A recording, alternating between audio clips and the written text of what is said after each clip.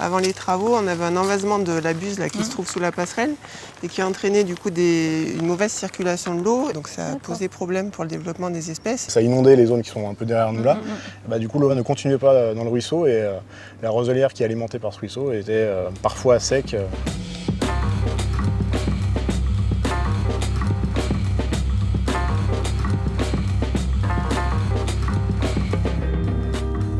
C'est un ruisseau très intéressant puisqu'il abrite la dernière population d'agrégons de mercure qu'on a dans le secteur, donc il y a une libellule protégée. L'espèce avait fortement décliné et là, avec les premières actions de restauration, on espère qu'elle va pouvoir se rétablir à des niveaux de population comparables à ce qu'il y avait dans les années 80. Bon, les conditions sont réunies, il va falloir que ça prendra peut-être un peu de temps, mais ça va se remettre bien. Là, hop.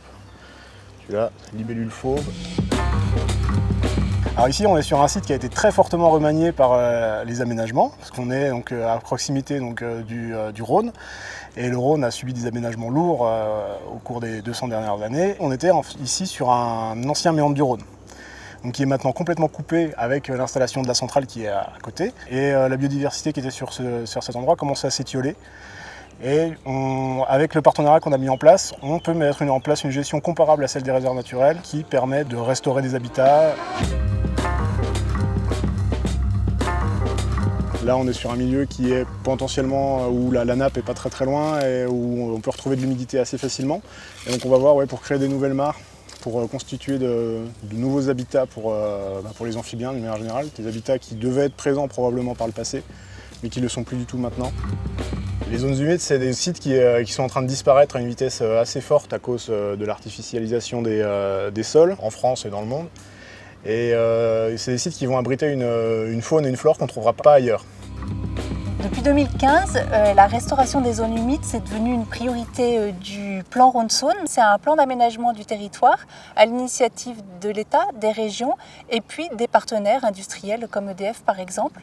Et donc il a été décidé collectivement de travailler à la reconquête des zones humides sur le linéaire du Rhône et de la Saône. Donc là on va aller voir une espèce exotique envahissante qui s'appelle le solidage. Donc c'est la fleur jaune que vous voyez là.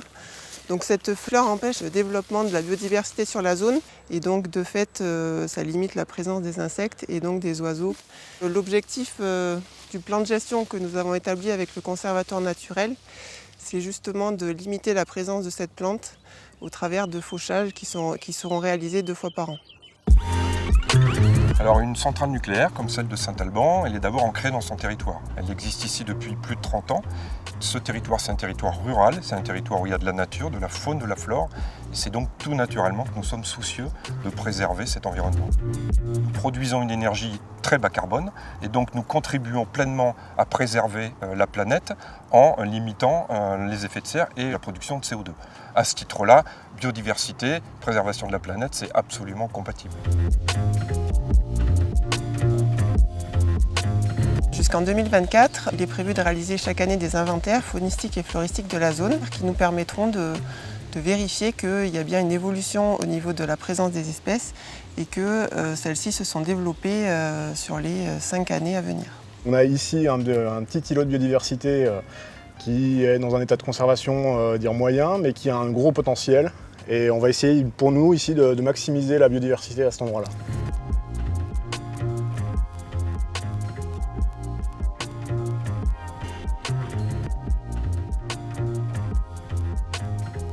Essayer d'imaginer des milieux naturels sans l'homme, maintenant, en Europe au moins, c'est devenu complètement impossible. Donc il faut concilier les activités humaines et la biodiversité.